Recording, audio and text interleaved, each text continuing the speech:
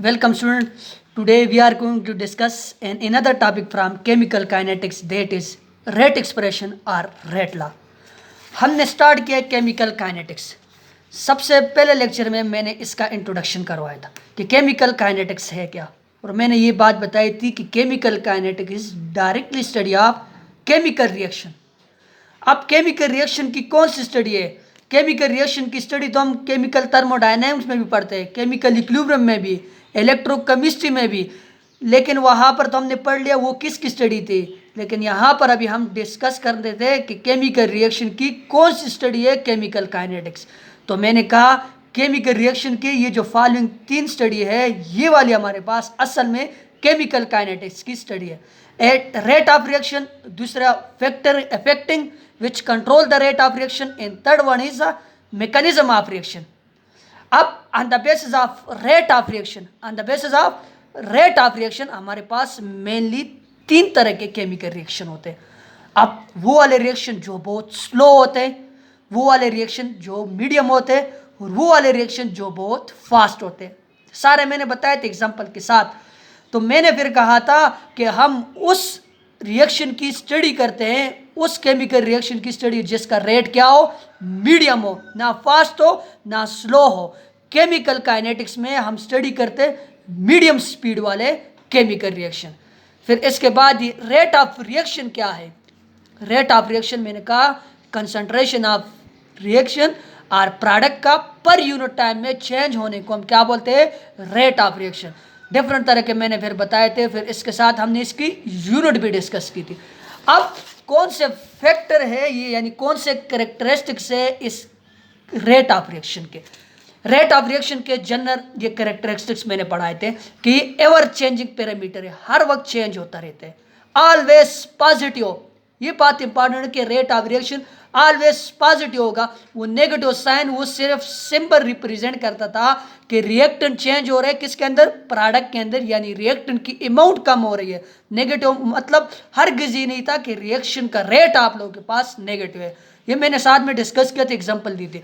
फिर rate of reaction decrease होते with time, time के साथ साथ ये डिक्रीज हो रहे हैं. यहाँ पर 1 मोल से 0.1 मोल में कन्वर्ट होने के लिए 15 मिनट, और यहाँ पर 150 मिनट लग रहे थे. फिर मैंने कहा रेट ऑफ रिएक्शन को हम कैलकुलेट करते हैं मेनली 2 तरह से, एक एवरेज रेट, दूसरा instantaneous rate. Average rate between 2 specific time interval या 2 लार्ज डिस्टेंस के दरमियान हम जो रेट डिटरमिन करते हैं उसको हम बोलते हैं एवरेज रेट. और इंस्टेंटेनियस रेट किसी स्पेसिफिक टाइम में जब हम रेट डिटरमिन करते हैं उसको हम बोलते हैं इंस्टेंटेनियस रेट. ये स्मॉल चेंज और ये लार्ज चेंज. यहाँ पर डेल और यहाँ पर डी, ये जो डी है ये मेनली डिफरेंशियल वाली है, स्मॉल चेंज और ये लार्ज चेंज को रिप्रेजेंट करते हैं. अब इंस्टेंटेनियस रेट और एवरेज रेट का मैंने बताया था कौन से ज़्यादा होगा, किस वक्त ज़्यादा होगा, किस वक्त कम होगा, ये मैंने साथ में आप लोगों को बताया हुआ है. आज हम नेक्स्ट टॉपिक इसका डिस्कस करने वाले हैं जो है रेट एक्सप्रेशन और रेट लॉ. रेट एक्सप्रेशन और रेट लॉ. सबसे पहले रेट लॉ को मैं डिफाइन करता हूँ कि रेट लॉ क्या है. यहाँ पर मैंने इसकी स्टेटमेंट लिखी हुई है कि rate of reaction is directly proportional to the product of concentration of reactant is known as rate law. Rate law आप लोगों को क्या बताए थे, किसी भी रिएक्शन का जो रेट है वो डायरेक्टली प्रोपोर्शन है किसका, कंसंट्रेशन ऑफ रिएक्टेंट का, कंसंट्रेशन ऑफ रिएक्टेंट के प्रोडक्ट का. ये बात ये देखना, गौर से देखना. अब मैथमेटिकली में जनरल से समझा के इस डिफिनीशन को यहां से समझाने वाला हूं. Let us consider a general reaction in which A react with B and produce C plus D. अब इसके लिए रेट ला यानी रेट आप लोग देखते हो change in concentration versus time dx over dt directly proportion to, देखना directly proportion, rate of reaction is directly proportion to the product, बनने वाला प्रोडक्ट नहीं, ये जरब वाला प्रोडक्ट, मल्टीप्लिकेशन वाला प्रोडक्ट ऑफ कंसंट्रेशन. ये जो स्क्वायर ब्रैकेट है ये क्या है, कंसंट्रेशन है, और ए बी क्या है, ए बी रिएक्टेंट है. तो rate of reaction is directly proportion to the product, जरब वाला product of concentration of reactant is known as rate law, is known as rate law. dx और dt proportionality को ख़त्म करने के लिए मैं यहाँ पर कांस्टेंट लगाता हूँ और a और b बन जाता है। तो ये जो एक्सप्रेशन आ गई इसको आप बोलते हो रेट एक्सप्रेशन। ये रेट ला और ये rate expression. Here the k, यहाँ पर जो ये कांस्टेंट k है इसको हम बोलते हैं रेट कांस्टेंट। कौन सा कांस्टेंट? Rate constant. अब मैं आप लोग को एक्सपेरिमेंटल प्रूव करता हूँ, जस्टिफिकेशन करता हूँ कि कैसे रेट ऑफ रिएक्शन इंक्रीज होता है जब आप लोग के पास कंसंट्रेशन ऑफ रिएक्टेंट इंक्रीज हो रहा है। देखना यहाँ पर मैंने एक ये जनरल रिएक्शन और यहाँ पर मैंने एक्सपेरिमेंटल बुक से उठाया हुआ रिएक्शन है जिसमें कार्बन मोनोऑक्साइड NO2 के साथ रिएक्ट करके कार्बन डाइऑक्साइड और NO प्रोड्यूस करता है। अब अगर हम देखें सीरीज ऑफ एक्सपेरिमेंट कंडक्ट करते हैं, पहले सीरीज में हम देखते हैं जब आप लोग के पास कंसंट्रेशन यहाँ पर मैं लेता हूँ, ये दो कंसंट्रेशन है कार्बन मोनोऑक्साइड और NO2 नाइट्रोजन डाइऑक्साइड के कंसंट्रेशन है, यहाँ पर रेट है। रेट की यूनिट साथ में लिख लेना मोल पर डेसीमीटर क्यूब पर सेकंड, यूनिट का आप लोगों को पता है। और ये जो कंसंट्रेशन की यूनिट होती है वो मोल पर डेसीमीटर क्यूब होती है। अब मैं क्या करता हूँ, मैं कोई कंसंट्रेशन लेता हूँ कार्बन मोनोऑक्साइड की और नाइट्रोजन की। इनिशियल कंसंट्रेशन यहाँ पर मैंने लिया कार्बन मोनोऑक्साइड की 0.10 मोल है और NO2 की जो इनिशियल वो भी 0.10 मोल। उस वक्त जो आप लोगों के पास रेट है वो 0.005 है, 0.005 है। एक्सपेरिमेंटल जस्टिफिकेशन में दे रहा हूँ कि कैसे रेट इंक्रीज होगा जब आप लोगों के पास कंसंट्रेशन इंक्रीज होगी किसी भी रिएक्टेंट की। दोनों रिएक्टेंट के ऊपर डिपेंड कर रहा है, सिर्फ एक के ऊपर नहीं। इसके लिए अगर आप लोग रेट एक्सप्रेशन लिख लो ना, ये वाला रेट एक्सप्रेशन समझाने का मैं तरीके बताता हूँ। यहाँ पर ये बराबर हो जाएगा ये कार्बन मोनोऑक्साइड और साथ में NO2 के, ये रेट एक्सप्रेशन है। ये इस नीचे वाले रिएक्शन के लिए प्रोडक्ट हम नहीं लिखते, रिएक्टेंट लिखते। अब जब मैं किसी टाइम के साथ में इसकी कंसंट्रेशन इंक्रीज कर लेता हूँ, 0.2 कर लेता हूँ, और ये NO2 की कंसंट्रेशन मैंने यहाँ ये जो सीरीज ऑफ एक्सपेरिमेंट है इस वक्त मैंने कांस्टेंट रखी हुई है। तो जब यहाँ पर मैंने इसकी कंसंट्रेशन डबल कर ली तो रेट ऑफ रिएक्शन भी क्या हो गया, डबल हो गया। 0.005 से 0.10 हो गया, डबल हो गया। जब कार्बन मोनोऑक्साइड की कंसंट्रेशन आप लोगों ने डबल कर ली, तीसरी बार देखे इसकी कंसंट्रेशन उसी तरह कांस्टेंट है, कार्बन मोनोऑक्साइड की कंसंट्रेशन मैंने और डबल कर ली, 0.30 कर ली, तो ये कांस्टेंट है, रिएक्शन डबल हो गया। यानी कार्बन मोनोऑक्साइड की कंसंट्रेशन इंक्रीज कर रहे हो, रेट ऑफ रिएक्शन इंक्रीज हो रहा है, क्योंकि रेट लाई आप लोग को यही चीज बता रहा है कि rate of reaction directly proportion है कंसंट्रेशन ऑफ रिएक्टेंट, दोनों रिएक्टेंट के प्रोडक्ट का A और B दोनों का। देखिए यहां पर मैंने इसको कांस्टेंट रखा हुआ। आगे मैं समझा रहा हूं कि सर यहां पर ये तो कांस्टेंट है फिर क्यों डबल हो रहा है, इसको समझा रहा हूं। सिमिलरली दूसरे सीरीज ऑफ एक्सपेरिमेंट को अगर आप लोग देख लो तो यहां पर मैंने NO2 की जो कंसंट्रेशन है 0.1 से मैंने 0.2 कर ली, सब में 0.2 कांस्टेंट है, और इसकी कंसंट्रेशन में चेंज कर रहा हूं 0.10, 0.20, 0.30। तो यहां से देखना इसके मुकाबले में यहां पर रेट ऑफ रिएक्शन डबल है। इसकी कंसंट्रेशन तो कांस्टेंट है लेकिन इसकी कंसंट्रेशन चेंज हो गई और रिएक्शन साथ में और डबल हो रहा है। इसका मतलब हरगिज ये नहीं है कि रेट ऑफ रिएक्शन सिर्फ कार्बन मोनोऑक्साइड की कंसंट्रेशन के ऊपर डिपेंड कर रहे हैं। रेट ऑफ रिएक्शन दोनों जो रिएक्टेंट सब्सटेंस है उसके प्रोडक्ट के ऊपर डिपेंड कर रहा है। अगर देखो यहां पर 0.10 है, यहां पर भी 0.10। इस वाली एक्सपेरिमेंट में कार्बन मोनोऑक्साइड की जो इनिशियल कंसंट्रेशन है वो कांस्टेंट है, लेकिन NO2 की कंसंट्रेशन जब आप लोग देखते हो 0.10 और यहां पर 0.20 है, तो रेट को देखना यहां पर फिर भी डबल हो गया। इसका मतलब ये है कि रेट आप लोग को क्या कहते हैं, रेट ऑफ रिएक्शन दोनों के प्रोडक्ट के ऊपर डिपेंड करते हैं, सिर्फ एक के ऊपर नहीं है। अब ये रेट एक्सप्रेशन और रेट ला ये दोनों में थोड़ा सा टेक्निकल डिफरेंस है। अब मैं आप लोगों को बताता हूँ कि रेट एक्सप्रेशन क्या होता है। रेट ला तो आप लोगों ने पढ़ लिया, रेट एक्सप्रेशन क्या होता है ये देखना। रेट एक्सप्रेशन की डिफिनीशन मैंने यहां पर लिखी हुई है। Rate expression, rate expression the expression which show, सबसे पहले मैं डिफाइन करता हूँ relationship between the rate of reaction and concentration of reaction is known as rate expression. Rate expression आप लोग को क्या बताते हैं, रिलेशनशिप बताते हैं किसके दरमियान, rate of reaction and rate of reaction and concentration of reactant. किसी भी रिएक्शन का रेट और कंसंट्रेशन के दरमियान जो आप लोग के पास क्या है, रिलेशनशिप है, इसको हम क्या बोलते हैं, रेट एक्सप्रेशन बोलते हैं। देखना यहाँ पर let us consider general reaction in which A plus B react together in form C and D. अब इस रिएक्शन के लिए हम रेट ऑफ रिएक्शन कैसे लिखें, डी एक्स और डी टी इंटू के और साथ में ए और बी। अब ये वाली जो एक्सप्रेशन है ये क्या है, ये एक्सप्रेशन असल में आप लोगों के पास रेट एक्सप्रेशन है और ये क्या बता रहा है, रिलेशनशिप बता रहा है किसके दरमियान, रेट ऑफ रिएक्शन। ये रेट ऑफ रिएक्शन है, ये क्या है, डी एक्स और D T rate of reaction है और ए बी क्या है, ए बी आप लोग के पास कंसंट्रेशन ऑफ रिएक्टेंट है। तो रेट एक्सप्रेशन क्या बता रहे, रिलेशनशिप है ये पूरा एक्सप्रेशन, रेट एक्सप्रेशन रिएक्टेंट की कंसंट्रेशन और साथ में रेट ऑफ रिएक्शन, इसको आप बोलते हो रेट एक्सप्रेशन। अब अक्सर आप लोगों से पूछे जाते, कोई भी रिएक्शन दिया जाता है और उसको बताते कि इसके लिए रेट एक्सप्रेशन क्या होगी। तो मैंने यहाँ पर लिखे हुए PCl5, सबसे पहले जो रिएक्शन है वो PCl5, ये स्प्लिट होते हैं PCl3 और साथ में Cl2 पे। आप लोगों को बताते हैं कि इस रिएक्शन के लिए रेट एक्सप्रेशन लिखो। तो रेट एक्सप्रेशन इस रिएक्शन के लिए ये होगी dx और dt, सिमिलर मैनर में dx डिवाइड बाई dt किसके बराबर, साथ में k। अब ये किसका कंसंट्रेशन के साथ रिएक्शन है, directly proportion to the concentration of reactant और यहाँ पर रिएक्टेंट क्या है, PCl5 है। ये प्रोडक्ट नहीं लिखना कि रेट ऑफ रिएक्शन और कंसंट्रेशन ऑफ रिएक्टेंट के दरमियान रिलेशनशिप है रेट एक्सप्रेशन। तो सिंपल करके PCl5 लिख लो। ये आप लोगों के पास क्या है, किसी भी रिएक्शन के लिए रेट एक्सप्रेशन ऐसे लिखी जाती है, ये जनरल रिएक्शन है। सिमिलरली दूसरा रिएक्शन मैंने यहाँ पर ये वाले लिखे हुआ, इसके लिए रेट एक्सप्रेशन कैसे लिखोगे, इसके लिए रेट एक्सप्रेशन ऐसे लिखोगे dx डिवाइड बाई dt, ये रेट ऑफ रिएक्शन है, साथ में k और यहाँ पर मोलर कंसंट्रेशन ऑफ रिएक्टेंट, एक रिएक्टेंट कार्बन मोनोऑक्साइड है और दूसरा रिएक्टेंट कौन सा है, NO2 नाइट्रोजन डाइऑक्साइड। ये आप लोगों के पास रेट एक्सप्रेशन है किसी भी रिएक्शन के।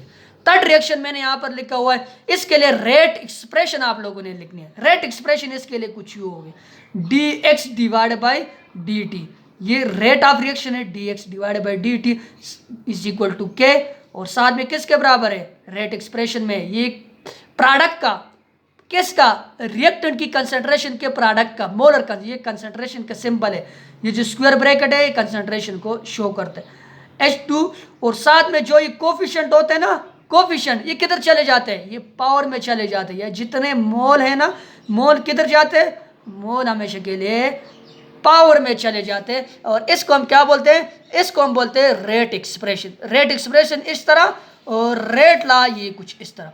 अब इससे जो अगला हमारे पास टॉपिक है वो बहुत इंपॉर्टेंट है, इसी के साथ रिलेटेड है, इसको हम बोलते हैं स्पेसिफिक रेट कांस्टेंट। चलो उसको देख लेते हैं।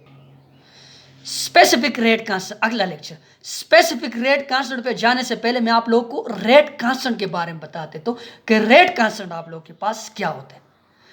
देखना स्टेटमेंट मैंने लिखी है रेट कांस्टेंट की, the ratio between the rate of reaction and concentration of reaction reactant is known as rate constant. Simple है, वही जो पिछले हमने लिख लिया था रेट एक्सप्रेशन की तरह, रेट कांस्टेंट भी यही है। ये क्या है, रेशियो है किसके दरमियान, rate of reaction and concentration of reactant. यहाँ पर जनरली मैं रेट एक्सप्रेशन लिख किसी जनरल रिएक्शन के लिए A प्लस बी के लिए CD, dx और dt K और साथ में AB। अब यहाँ पर जो ये K है ना, K रेट कांस्टेंट को आप लोग मेनली रिप्रेजेंट करते हो K से। K है असल में, K की हमने वैल्यू निकाल ली और ये K ही हमारे पास रेट कांस्टेंट के बराबर है। चलो मैं वैल्यू निकाल लेता हूँ। देखना यहाँ पर हमने K की वैल्यू निकालनी है और A भी इस साइड पे मल्टीप्लाई हो रहा है, तो जो चीज़ मैथमेटिक्स का रूल है इज इक्वल टू के एक साइड पे मल्टीप्लाई हो रहा है वो दूसरी साइड पे जाकर डिवाइड हो जाता है। K मैं इसी तरह लिख लेता हूँ, K is equal to dx और dt अपनी जगह पे, dx और dt और A और B यहाँ पर मल्टीप्लाई हो रहा है, यहाँ पर आके क्या हो जाएंगे, molar concentration of reactant into molar concentration of दूसरा रिएक्टेंट A और B का।